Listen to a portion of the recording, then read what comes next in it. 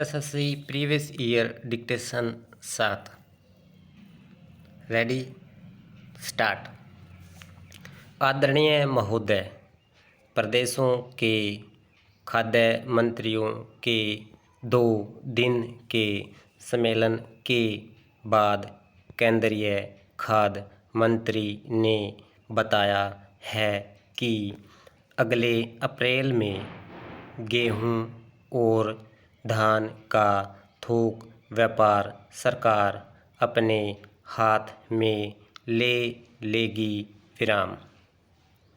सब प्रदेशों के मंत्री इस पर सहमत हो गए हैं।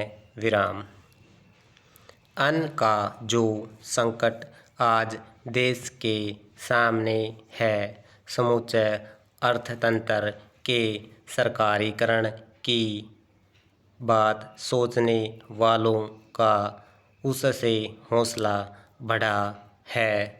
हालांकि पिछले वर्षों के भयंकर अकाल के समय भी सरकार ने ऐसा करने की बात नहीं सोची, लेकिन अब आयात निर्यात, चीनी, कपड़ा, लोहा, अनाज आदि सब के व्यापार पर सरकार कब्जा करना चाहती है, क्योंकि इस सरकारीकरण को ही समाजवाद का पर्याय समझा जाता है।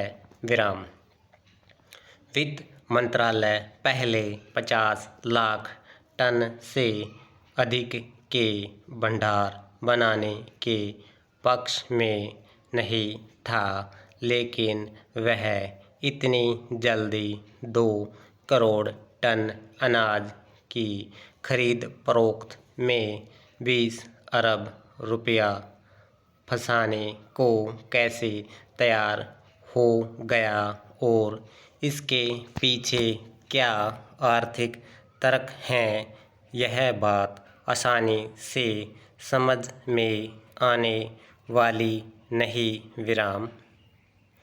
अभी तक सिर्फ 6 प्रदेश ही इस क्षेत्र में कदम बढ़ाने को तैयार थे, लेकिन अब सब प्रदेशों ने किस आधार पर फैसले का स्वागत किया, इसके कारण भी स्पष्ट नहीं।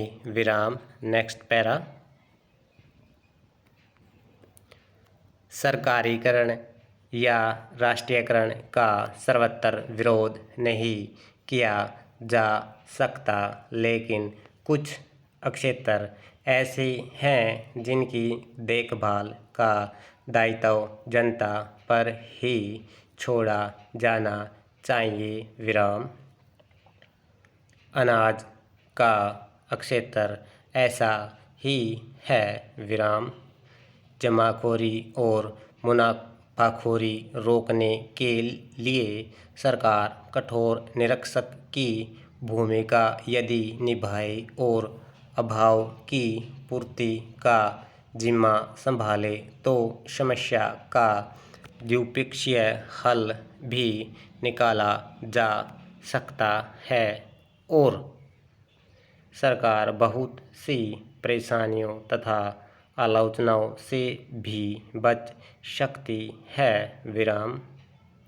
लेकिन अब जो कदम उठाया जा रहा है, उसका परिणाम इसके भिन्न न होगा कि जनता की पहल खत्म होती जाएगी। एक के बाद दूसरे क्षेत्र के सरकारीकरण की आवश्यकता महसूस होगी और सरकार तथा जनता की दूरी दिन प्रतिदिन बढ़ती जाएगी।